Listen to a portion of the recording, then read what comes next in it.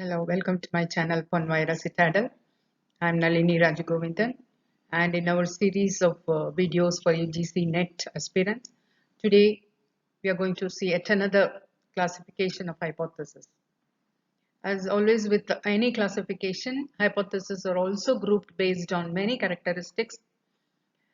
In the previous video, we saw about one or two classification of hypotheses like null hypothesis versus alternate hypothesis, simple versus complex hypothesis, substantive versus statistics hypothesis. And today, let's learn about one more grouping of hypotheses. Here, in this classification, we see three major groups of hypotheses, namely directional, non-directional, and question forms. Directional hypothesis is a prediction stated by the researcher regarding a change, a positive or a negative change, or a relationship, again positive or negative, or difference between two variables. There is always the direction which states which variable is greater and which is lesser. That this is more than this or this is lesser than this. Like that, you will know the direction. So the direction is obvious here. On the other hand, in non-directional hypothesis, the direction is not known.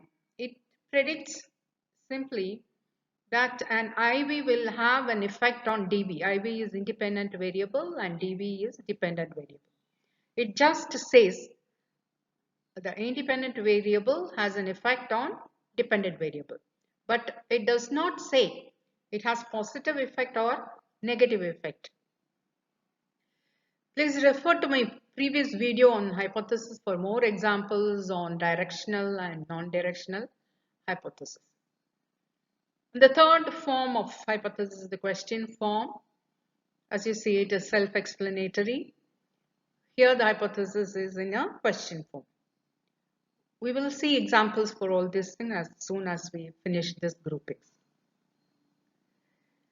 And directional hypotheses are grouped into three types: attributive, associative, and causal. What is attributive hypothesis? Attributive hypothesis describes a variable. It says that this is like this. It can be about anything. It may describe its characteristics, or it may describe its size or its form or its distribution. It ascribes some features to the variable in question. The next type is associative form of hypothesis. It actually describes the association between two variables. Again, the associative hypothesis is grouped into two types: the correlational type and the difference form. Correlational form of hypothesis describes the correlation that exists between the variables, and the difference hypothesis describes the difference between the variables. Now let us see examples for your better understanding.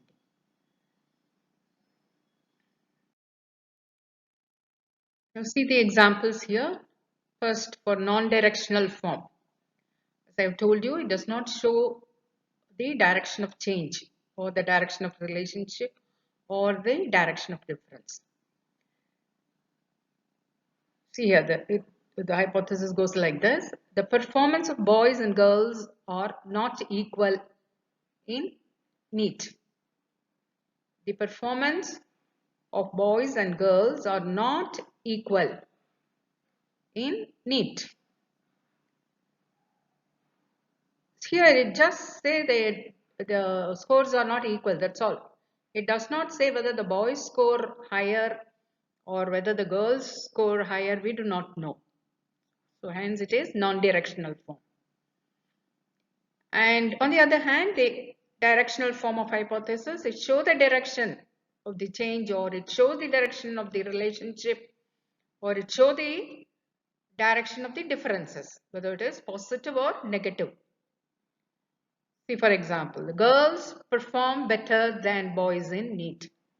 This is a directional form of hypothesis because it shows the direction that girls score higher marks than boys. Girls perform better than boys in NET. And it could be the other way around. The boys perform better than girls in NET. So both are directional form of hypothesis. And what's a question form? Taking the same example, that is the gender and performance in NET.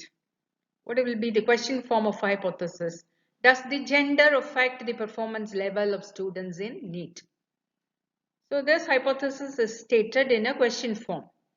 Does gender affect the performance level of students in NET? This is an example for question form of hypothesis. And now the directional hypotheses are again classified into attributive, associative and causal. And attributive, I told you, is you attribute certain characteristics to a variable. For example, there is no evidence of water in Mars. So you are attributing some characteristics to Mars. So this is attributive hypothesis. And associative, it could be correlational or difference. That is, the associative form of hypothesis explains the association between two variables, and the association could be in the form of a correlation or it could be in the form of difference.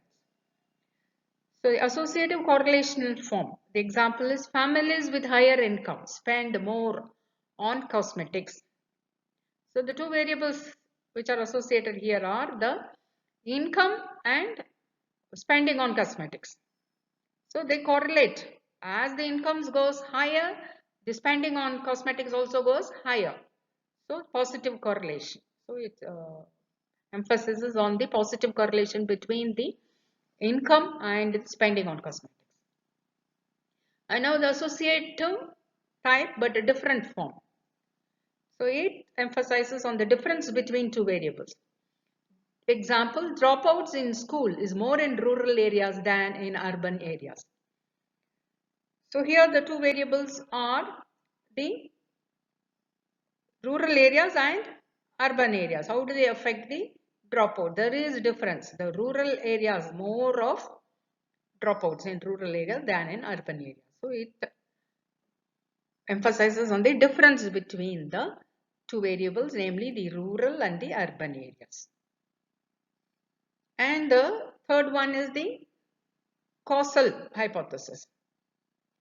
And this type of hypothesis establishes a cause and effect relationship between IV and DV. See, it explains the IV as the cause of the change in the DV. See the example. Onset of summer causes an increase in electricity bill amount. Onset of summer causes an increase in electricity bill amount. Summer itself as such does not increase the bill amount, but due to summer the temperature increases, so we use more of ACs, fans, light, etc. Hence increase in the bill amount. So summertime increases the electricity bill amount through increase in temperature.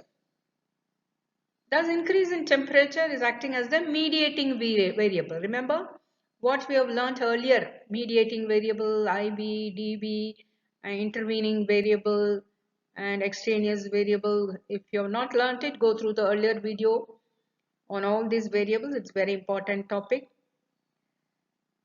And also go through the topic on the experimental method, because it is the only method, experimental method is the only method to establish any cause and effect relationship between the variables.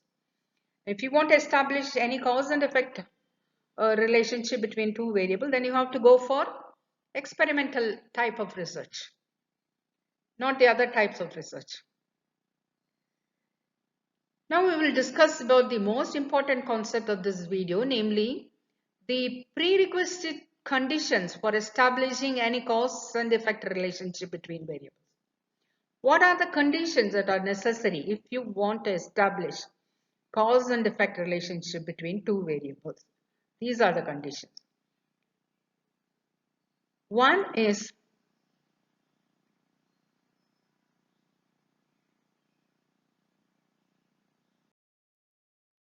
now we will discuss the most important concept of this video, namely the prerequisite conditions for establishing any cause and effect relationships between two variables. And these conditions are: number one, empirical association; number two, temporal precedence; and number three, non-spuriousness.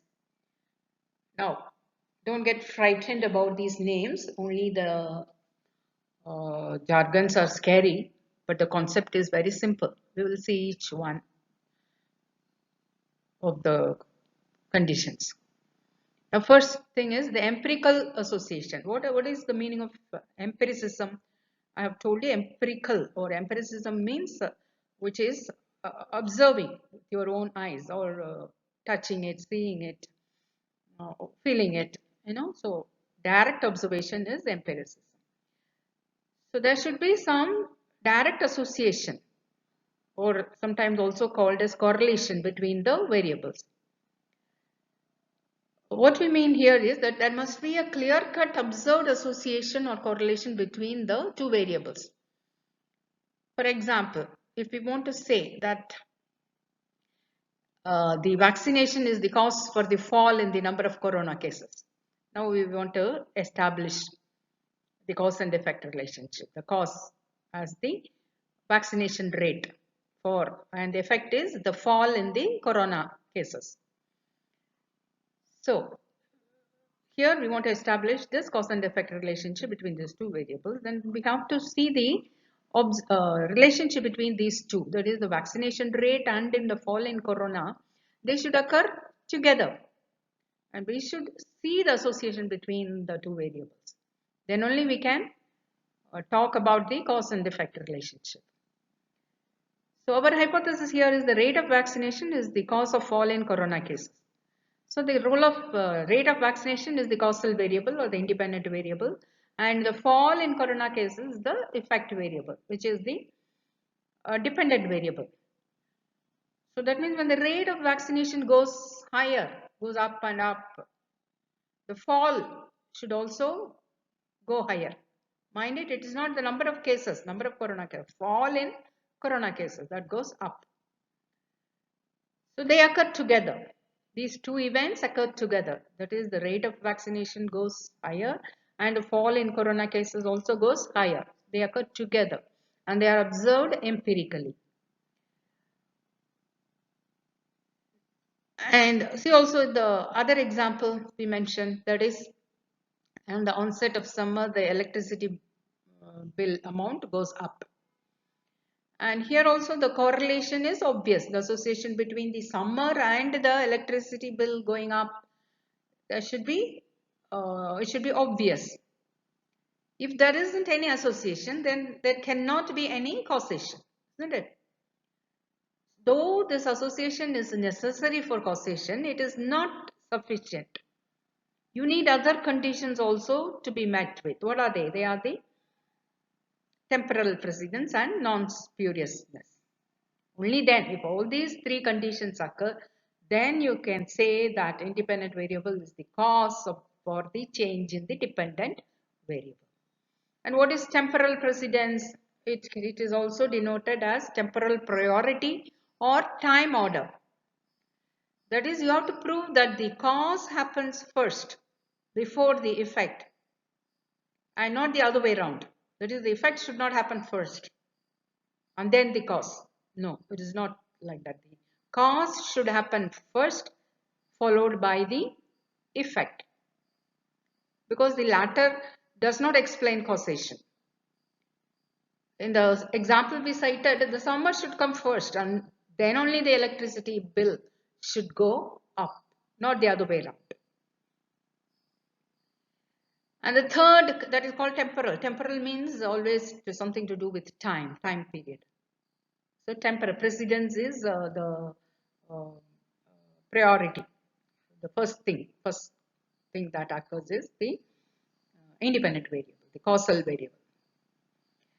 And the third condition to be met for any cause and effect relationship is the non-spuriousness of the relationship between the two variables. Spurious means fake, not genuine. The relationship between the two variables should be genuine, not fake. Suppose, now your hypothesis goes like this. Earning money causes lavish spending among youth. Earning more money causes lavish spending among youth. See, this is a hypothesis. Now, you see in this example, we may see a positive correlation between the two variables, that is earning more money and spending lavishly. But you cannot come to a conclusion that people who spend lavishly earn more. Or you cannot say that earning more is the cause of spending lavishly. Then it becomes spurious. Why? Because there should not be any other possible alternate explanation for the effect. Only the causal variable should be the only explanation for the effect. No other alternative variable should explain this effect except the causal variable. Here in this case cited, in the example we cited, the alternate explanation could be that these youths could have rich parents, so that is why they spend money lavishly. So the cause provided in this example is spurious, that they earn money is spurious. What we want is non-spuriousness in the explanation of the cause. It's not seriousness. Mind it, the word is, it is not seriousness, it is spuriousness. S-P-U-R-I-O-U-S-N-E-S-S. Spurious means fake. So what we want here is non-spuriousness in the relationship, in the explanation of the cause. So these are the three important conditions that have got to be met if you want to establish a cause and effect relationship between two variables. And this one you are going to do it only by means of an experiment. Well, we have come to the end of this session. In my next video, we will be discussing about the most important and interesting topic on hypothesis, namely testing of hypothesis. Until then, goodbye. Don't forget to subscribe to my channel upon Vaira Citadel and click the bell icon for getting notifications. Thank you. Bye-bye.